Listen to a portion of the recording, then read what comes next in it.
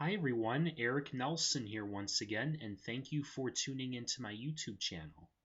For today, I am back with another book review on Hearts and Other Dead Things.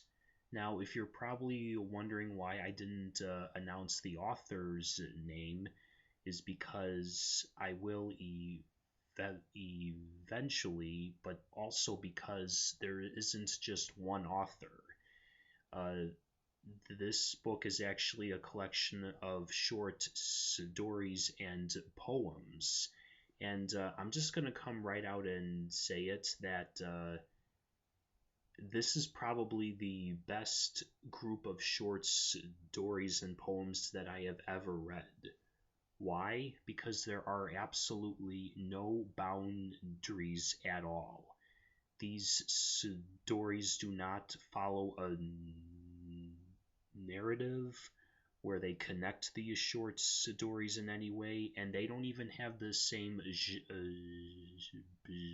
they actually do not even have the same genre as well.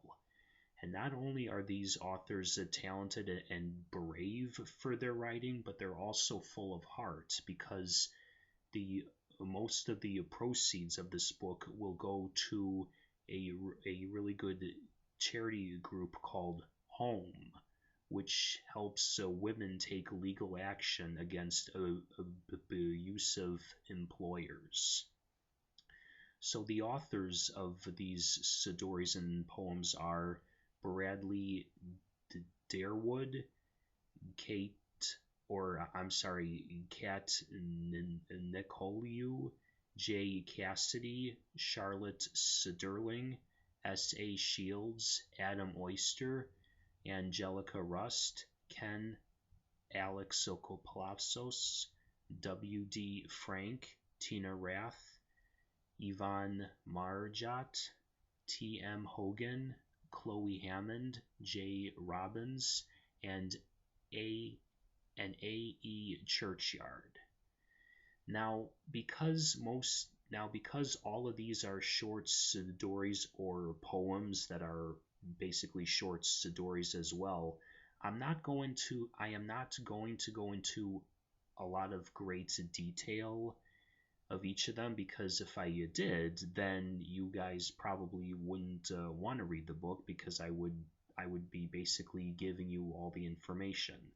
So for the poems, I'm only gonna tell you guys what my point of view is on them, and my reaction, as well as now for the short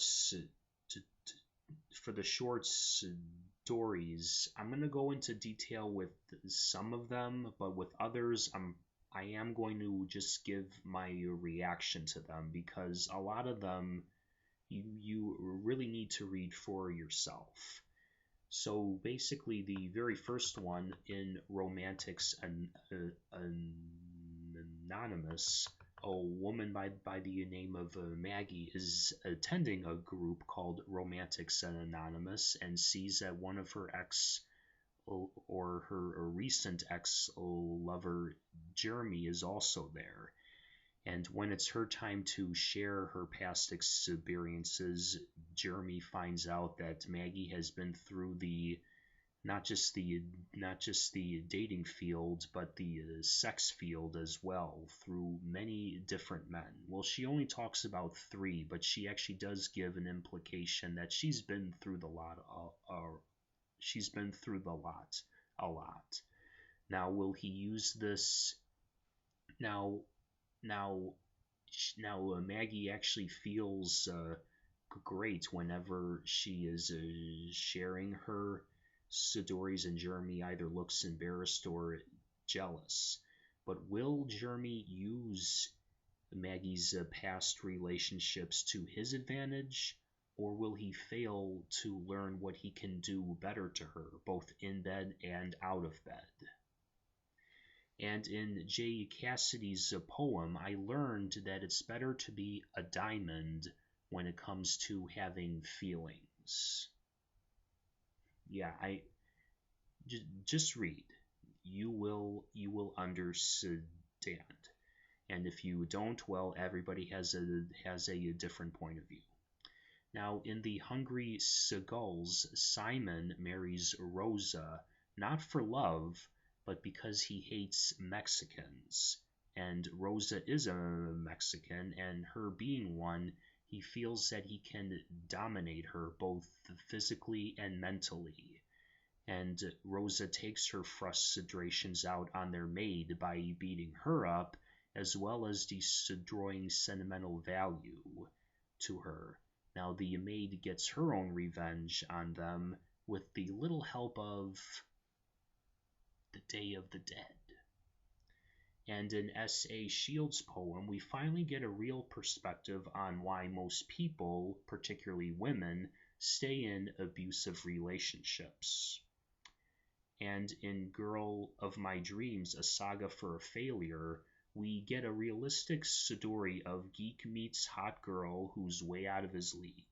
Now we've seen this story a million times, both in film and in literature, but how many times does the geek actually get the girl in real life? Now, I like how the girl who's way out of the geek's league is simply called Girl of My Dreams, or GOMD for short. Now, the geek does have some happy moments in this story, but he does find a note from her later on. Now, is it good or is it bad? In Rain, we find out that the twist in the poem is, or that we find out that the twist in the poem involves a dog. If you didn't get that, the title of the poem is Rain, and the twist involves a dog. And in I Think I Need a Shower, that has a twist involving a napkin, but not the type of napkin you use to clean food off of yourself with. In Down the Drain, a relationship goes down the emotional drain because of something that pushes something else down a real drain. Once again, once you read these stories for yourselves, you'll understand what I mean. In For the Love of Cats and Dogs, Marion is the typical crazy cat lady, and her friend Tracy wants her to date, but because of Marion's past love experiences that have been nothing but disastrous, she only wants to mingle with her cats. That until she meets Graham, who falls in love with him, but then decides that he's not for her when she finds out that he is not only a dog lover, but that he has a Rottweiler. Now, after taking some time to talk it over with Tracy, Marion and Graham both agree to compromise and have the dog just live in the backyard. Well, when Marion is away for one day, Graham lets his Rottweiler inside the house, and what happens next will test the real fate of romance between dog and cat lovers. Now, will the result be forgiveness or something worse than not forgiving at all? In the poem Your World and Its Weather, we find out that we humans are the universe itself. Read the poem, you'll understand. In Buried Doll, we finally get the point of view of a doll that's buried. Once you read this poem, you'll regret doing this when you were a kid. Come on, everybody buried some toys in the snow or in the dirt for whatever reason, including me. In Johnny on the Spot, Anna and her mother are waiting for Anna's sister Maisie to come home with her new boyfriend. What happens next are nothing but twists. So many twists that I really can't reveal any of them. It's well worth the read. In number 6, a rapist who only calls himself Johnny because that's not his real name, finally finds the perfect woman in Chinatown to rape. Once he believes that he has Yuki right where he wants her, he then tries to make his move. But before he can, he needs to overcome one obstacle, and that's Yuki's revenge. In Deleting Jesse, we get a story that's much more entertaining and has a better through line than the movie Unfriended. In Burn, we see that sometimes the title speaks for itself. Basically, it's the feeling we feel when we go through a hard breakup. Still read the story, though. In Valentine's Day, a couple where the man sees the holiday as a scam finally decides to treat his wife to something after 9 years of not doing anything on Valentine's Day. She wants to see the movie Deadpool, but when he says that he doesn't think she'll like it, she gets pissed because she's made it obvious for a long time that she wants to see it. Now, wanting to get revenge for not listening to her constantly, as well as screwing up what she thought was going to be a romantic night, she thinks of other men and women who she can have a good time with. In Sex in Santo Domingo, we get a story where the settings fit the bill of a classic horror story, but the characters and dialogue are modern and to some extent funny. In Waiting, the Day of the Dead comes back, and there's no defense plan at all. In Miss Angelika March, the title character stole the husband of 40 years from the person who's telling the story, and she wants revenge at nighttime. In To Hell and Back, Russell and Alyssa were high school sweethearts in the past. They reunite and they get married sometime later.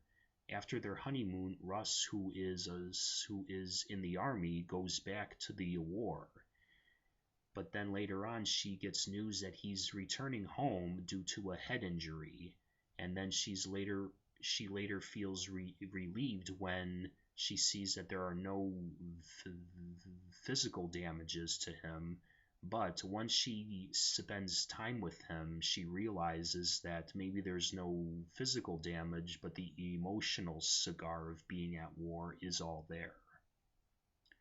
So will she be understanding and try to help him out, or will this put a bad strain on their marriage? In Eternal Love, we are reminded that every life is different, including eternal love. In Miss Smith's Upgrade, we are reminded that technology helping world health, as well as the body parts that really don't matter, can be both beneficial and dangerous when it comes to technology helping out. Keyword boyfriend.